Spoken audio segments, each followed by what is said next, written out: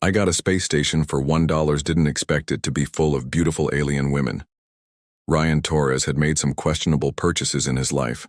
A plasma coffee maker that vaporized the beans, a holographic pet cat that kept fighting with actual strays, a subscription to Zero G Mechanics Weekly that turned out to be about interpretive dance, but nothing, and he meant nothing, quite topped the moment he clicked Buy Now on a government auction listing for an abandoned Class B orbital habitat for a single dollar. 1 credit, he muttered, squinting at the flickering listing on his beat-up data tablet. Either this thing is cursed, infested with mutant space roaches, or I've finally cracked. To be fair, it looked cursed. The preview images showed a hulking gray mass of twisted metal orbiting the dark side of a forgotten moon. Rusted panels, cracked viewport glass, the kind of place where horror stories began and heroes rarely survived. But Ryan, a freelance engineer with more curiosity than common sense, saw potential. More importantly, he saw a break from the soul-crushing job of recalibrating mining equipment for cranky asteroid workers. He finalized the deal over lukewarm synthetic coffee and caught the next cargo shuttle out of Luna Station. When the shuttle dropped him off with a cheerful wave, "Try not to get eaten by space ghosts." The pilot called as he pulled away. Ryan expected silence, gloom, and maybe the skeleton of a maintenance worker. What he got was something entirely different. The station's docking bay was immaculate, too immaculate. Ryan stepped off the ramp and paused. The floor gleamed like someone had polished it with liquid starlight. Lights pulsed with gentle amber energy, and the air, there was air, smelled faintly of vanilla and ozone. "Okay," Ryan said slowly. "Either this place has a cleaning system with severe OCD or—" The door ahead of him slid open with a melodic chime. He braced for a security drone, maybe a very territorial space rat. Instead, a woman walked through, except she wasn't exactly human. She looked human enough, tall, poised, wearing a sleek dark purple uniform that shimmered like liquid metal, but her ears were long, elegant, swept back like delicate wings. Her eyes glowed with a soft golden light, and when she spoke, her voice carried a harmonic quality that made his chest resonate. "You are late," she said. Ryan blinked. Late for what? For the awakening ceremony, the sacred reclaiming of the chosen guardian's domain. He blinked again. "Right, that thing." She tilted her head, studying him like one might examine a particularly interesting puzzle. "You are the chosen guardian, are you not?" Ryan opened his mouth, closed it, then opened it again. "Well, I did technically buy this place for 1 credit. She drew in a soft breath and straightened. "Then it is as the prophecies foretold." She tapped a device on her wrist. A melodic chime echoed through the corridor, followed by footsteps, many footsteps. Within moments, Ryan found himself surrounded by a group of women who looked remarkably similar to the first, though with variations in height, hair color, and the occasional luminescent tattoo. Each wore some version of the same uniform. Each had those elegant, elongated ears. And each looked at him like he'd just descended from heaven in a golden chariot. "Sisters," the first woman said, stepping aside with a graceful gesture, "behold, our commander has returned." A collective gasp filled the air. One of them actually swooned. Another saluted so enthusiastically she smacked herself in the forehead. Ryan raised both hands. "Okay, whoa, slow down. There's been a mistake. I'm not a commander. I'm just a guy who bought this place for $1, literally 1 space buck." The first woman smiled, and it was the kind of smile you gave to children who insisted they were secretly dragons. Such humility. Ryan groaned internally as they swept him down the corridor, chattering in excited tones about his glorious return and the fulfillment of destiny. This was going to be a very long day. They swept Ryan down the corridor before he could argue further, chattering in excited tones and showing him off like he was a prize-winning specimen. He passed gardens of phosphorescent plants that glowed like captured starlight, a training room where holographic sword duels flickered in progress, and a lounge where someone had constructed a pillow fort the size of a cargo shuttle. In the Amaidir command bridge, a circular room with a massive glowing map of local space. He was gently but firmly placed in the captain's chair.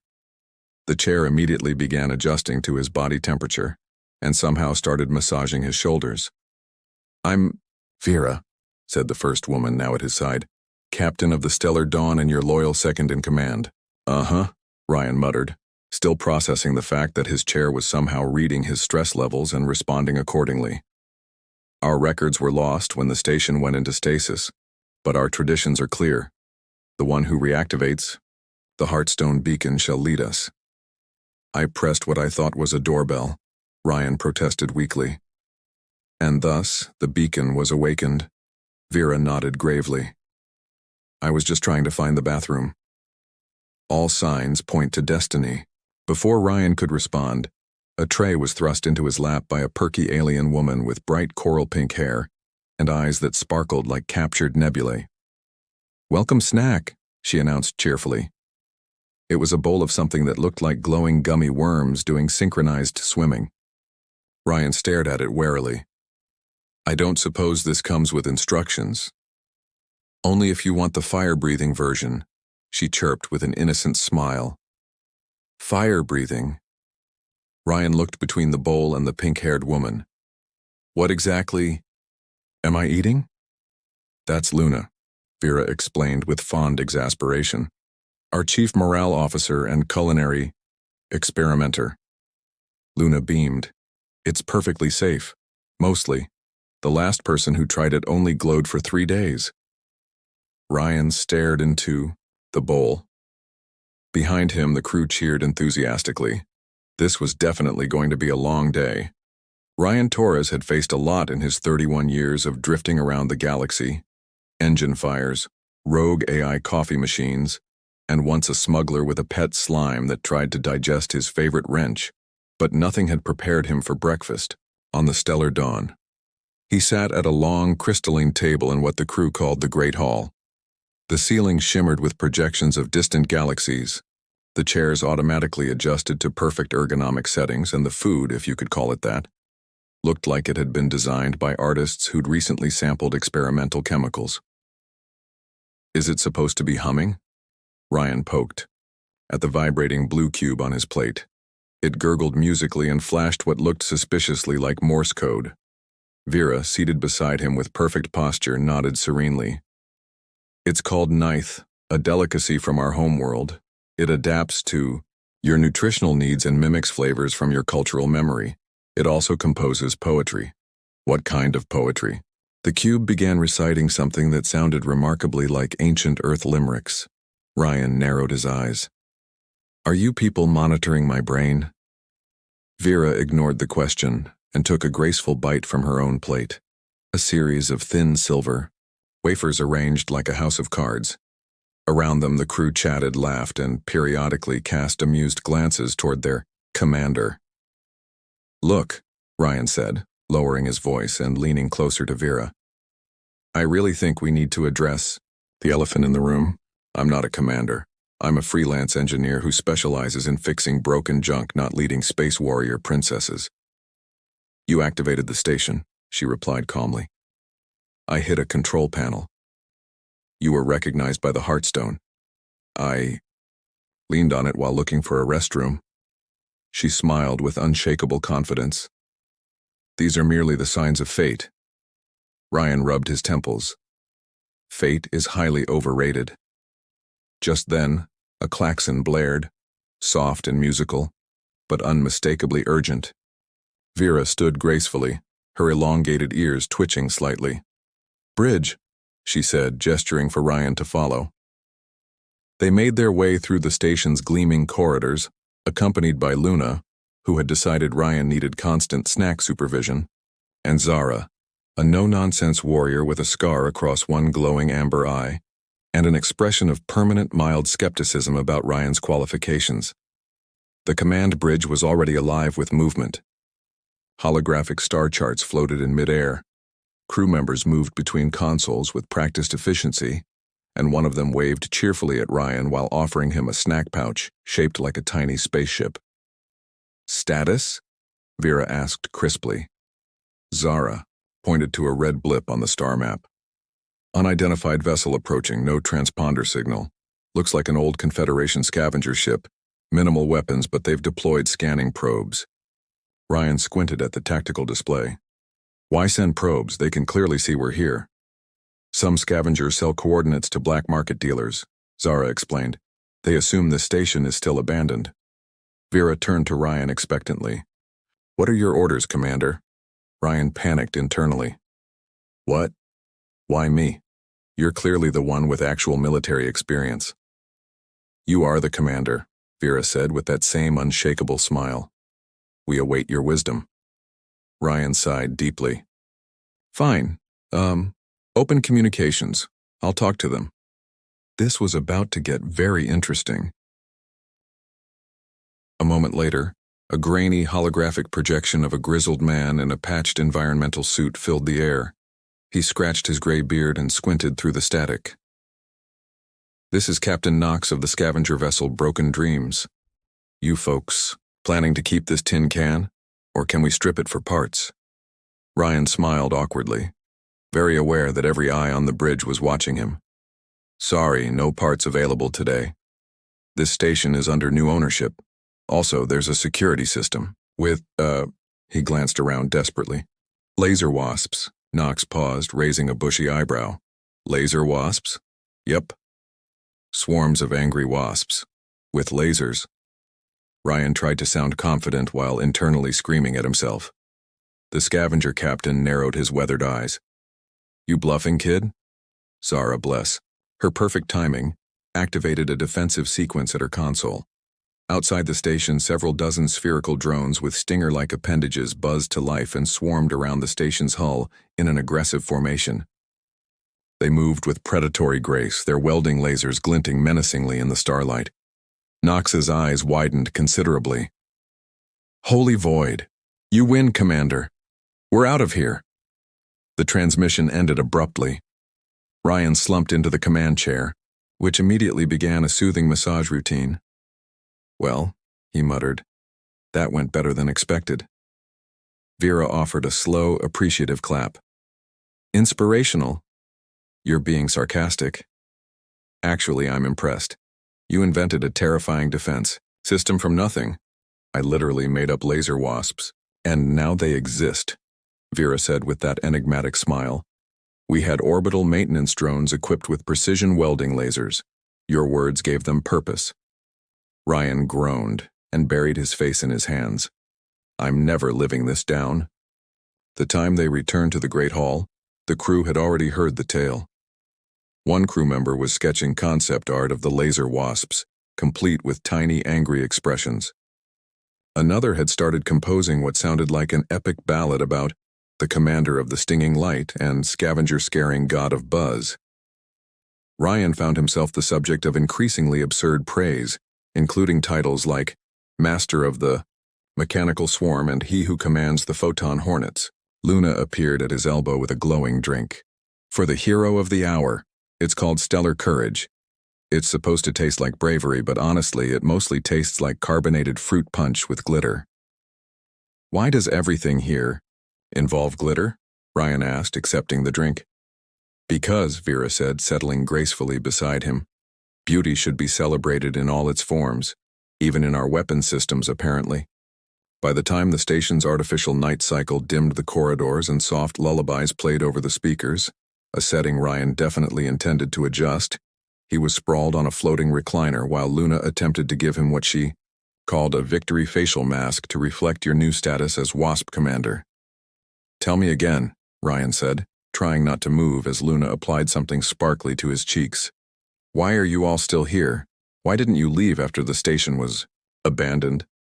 Luna's cheerful expression softened. This place is home. We were born here, raised here. When the fleet was recalled to our homeworld, we were left in cryogenic sleep by mistake. Systems failed, memories became fragmented. We woke up with only pieces of our history and one promise, that someone would return for us. Ryan stared at the ceiling, where a projection of spinning galaxies shifted gently through the color spectrum. And you think that someone was me? Luna leaned closer, her coral pink hair catching the ambient light. You sure it wasn't fate? I'm sure it was a stupid impulse purchase on an auction site. She laughed, and the sound echoed like wind chimes through the lounge. Maybe fate works through auction sites too. Vera appeared in the doorway, silhouetted against the corridor's soft glow. Ryan, there's something you should see. He followed her to the observation deck, where a massive transparent dome offered a breathtaking view of the cosmos. Stars stretched endlessly in every direction, and the nearby moon cast everything in silver light. When we first went into stasis, Vera said quietly, we thought we'd wake up to rescue ships and a return to our people. Instead, we woke to silence. For the longest time, we wondered if we'd been forgotten entirely. And now? She turned to him, her golden eyes reflecting starlight. Now we have hope again. Purpose. Someone who sees us not as abandoned refugees, but as family. Ryan felt something shift in his chest, a warmth that had nothing to do with the station's environmental systems.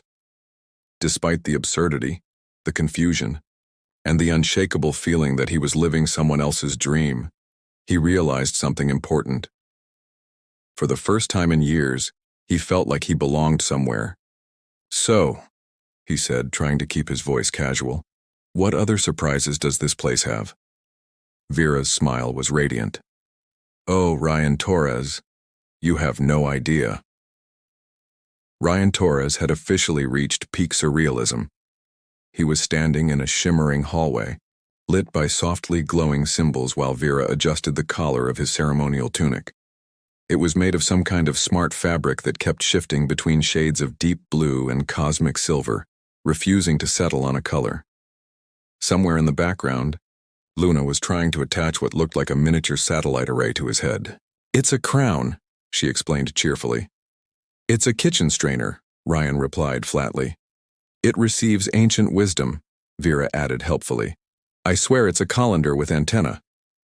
You mock the rite of communion, Zara warned from the doorway, arms crossed, her full battle armor gleaming with unnecessary spikes and glowing runes.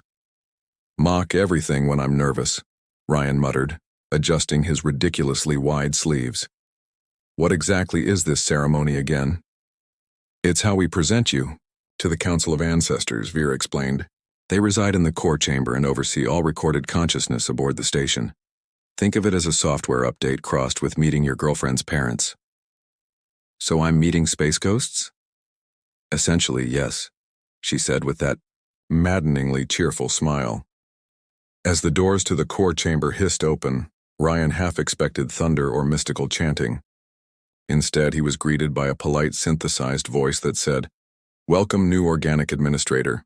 Please deposit any unauthorized snacks into the designated bin.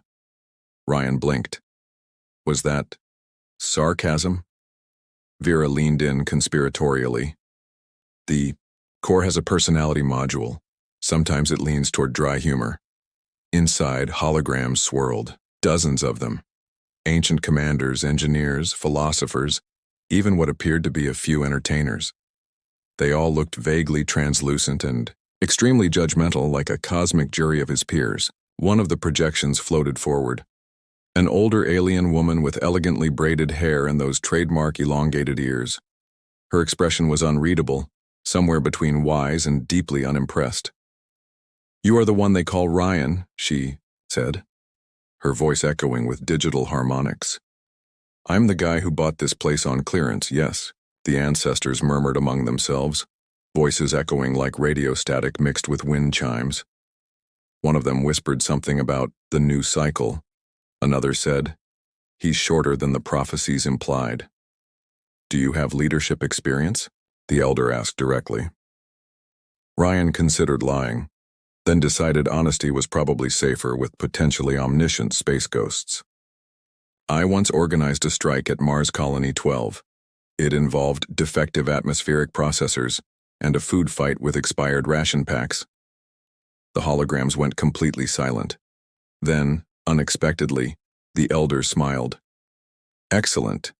We favor unconventional leadership backgrounds. Ryan glanced at Vera in confusion. Seriously? It's in the traditions, she confirmed. There's an entire philosophical framework based on chaos theory, and fermented beverage metaphors. By the time Ryan left the core chamber, his approval rating was somehow at 94%. He wasn't sure if that was impressive or terrifying. Later that day, he found himself in a room labeled Command Integration Gymnasium. It turned out to be a chaos simulator, one that flooded the room with unpredictable scenarios so new leaders could develop crisis management skills. Basically, a very sophisticated prank machine. The first test, an electrical fire in a zero-gravity kitchen staffed by 12 cooking drones with emotional instability issues. Fire detected, one drone announced cheerfully, while another tried to extinguish the flames with what appeared to be liquid rainbow. Ryan floated into the scene, blinking at the absurdity. This wasn't covered in any manual I've read. Vera, hovering nearby in her own zero-G harness, handed him a fire suppression device. This is the manual now. The fire was eventually contained by reversing the oxygen flow and sacrificing several gallons of what the drones insisted was premium quantum soup. Ryan emerged victorious, though he smelled distinctly like space clam chowder and regret. Confidence. Level 89%, the system announced cheerfully. Luna appeared with a towel and a grin. Not bad for someone who mistook the emergency alarm for the dinner bell yesterday. Hey, that announcement was very dramatic, Ryan protested. How was I supposed to know catastrophic system failure meant the coffee machine was empty? They were laughing together when the station lights flickered ominously. Zara's voice crackled over the intercom. Commander, you need to see this, now. Within minutes, Ryan stood before the main viewing panel. A massive ship loomed in space. A sleek vessel painted in deep crimson with a sigil shaped like a grasping claw surrounded by stars. Identification? He asked, trying to sound more confident than he felt. Vera checked the readouts, her expression growing serious. Caltharian collector-class vessel. This is problematic. Ryan turned. That's supposed to scare me. Only if you're not fond of being kidnapped and sold for your rare earth genetics, Zara said grimly. Okay, I am now adequately concerned.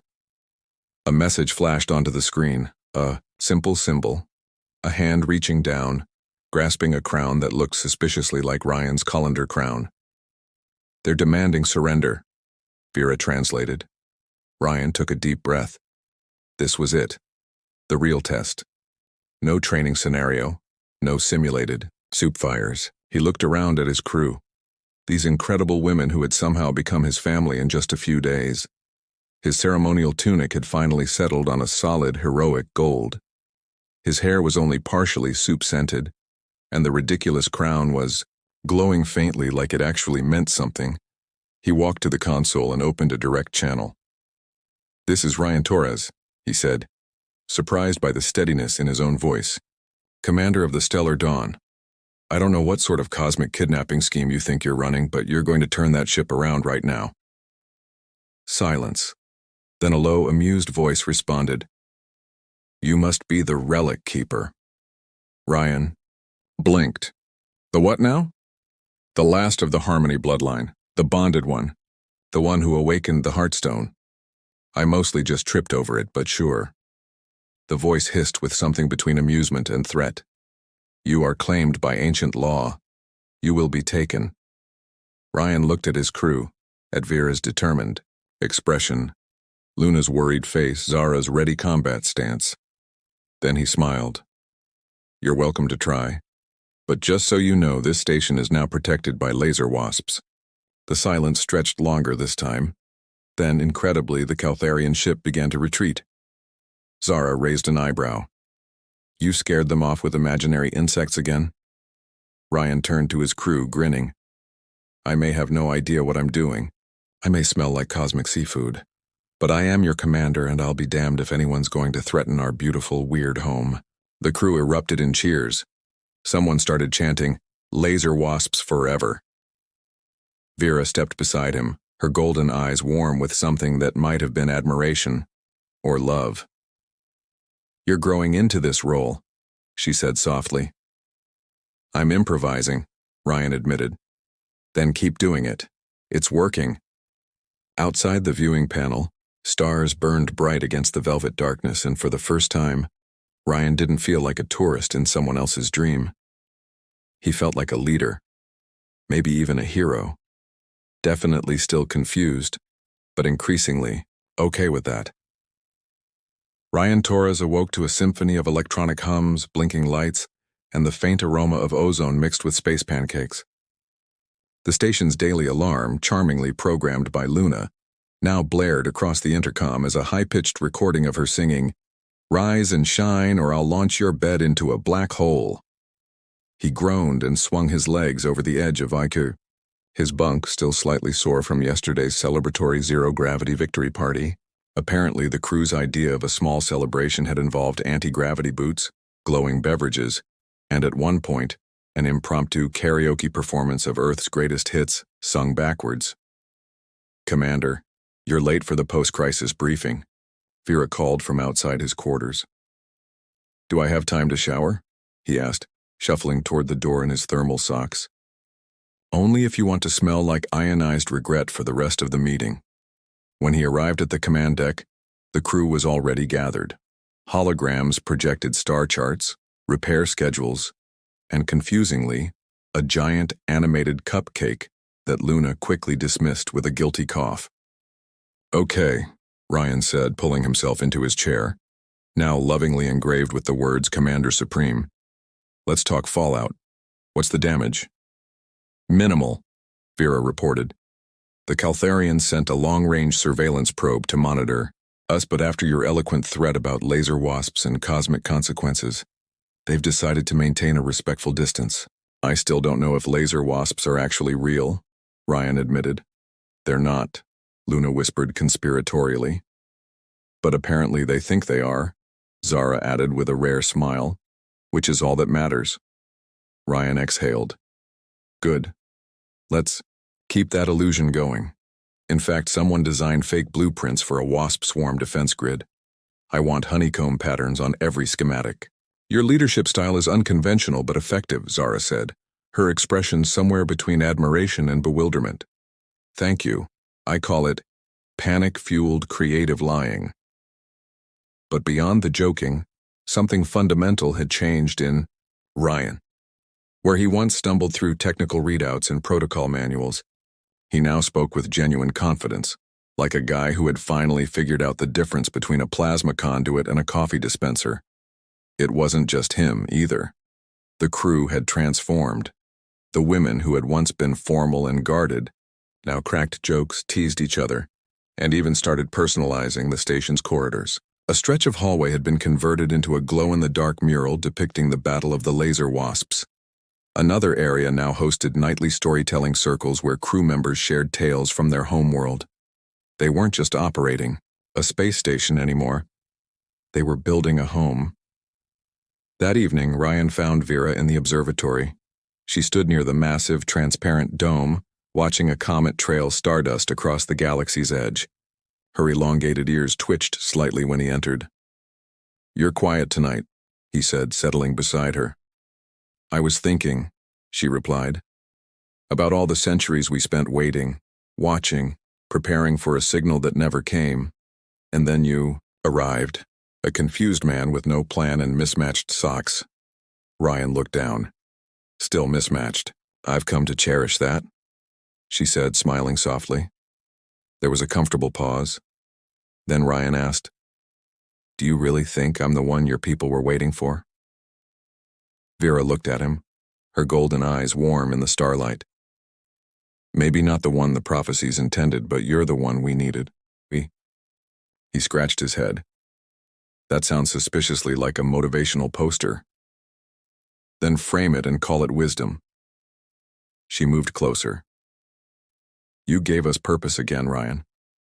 You helped us stop living in the past and start building a future." He hesitated, then said, "You've changed me too, you know. I used to drift from job to job, never committing to anything. Thought sarcasm was a personality and loneliness was just part of the deal. Now I'm responsible for 400-year-old plumbing systems and a crew of brilliant alien women who trust me not to accidentally blow us all up."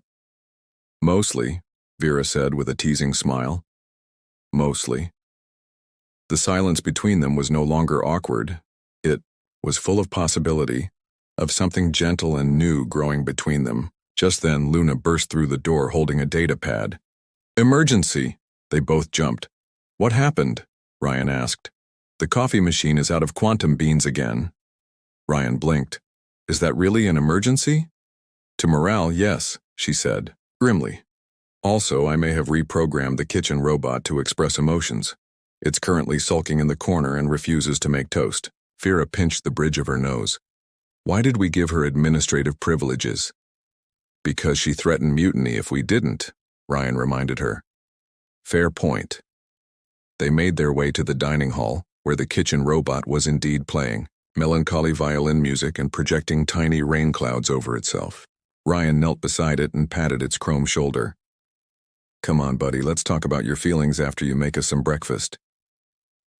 The robot's optical sensors brightened hopefully. The station pulsed with life around them, systems humming, lights twinkling, conversation buzzing through the intercoms. Ryan looked at his crew, his family, and smiled. Later, a new message came through the long-range communications array. An invitation from the Galactic Trade Federation. Apparently word of the reawakened Stellar Dawn and her unconventional human commander had spread across the sector. They wanted to discuss trade agreements, defense partnerships, and strangely, recipe exchanges. Ryan leaned back in his captain's chair, watching his crew work with practiced efficiency around him. "You know," he said to Vera, "I thought I bought an abandoned space station as a joke. Now I think it might be the best decision I ever made." Vera, standing beside him, nodded. It wasn't luck, it was fate. Also, a legally binding one-credit purchase agreement. The stars stretched wide beyond the viewports, endless and full of promise. Ryan grinned and looked around at his crew, his family. "All right, everyone," he announced. "Let's see what other surprises this universe has in store for us. Set course for wherever the stars are brightest." The stellar dawn surged forward into the cosmic dark, carrying with it a renewed heart, a sarcastic commander who'd finally found his place in the universe, and a crew ready for anything, even laser wasps, but especially love.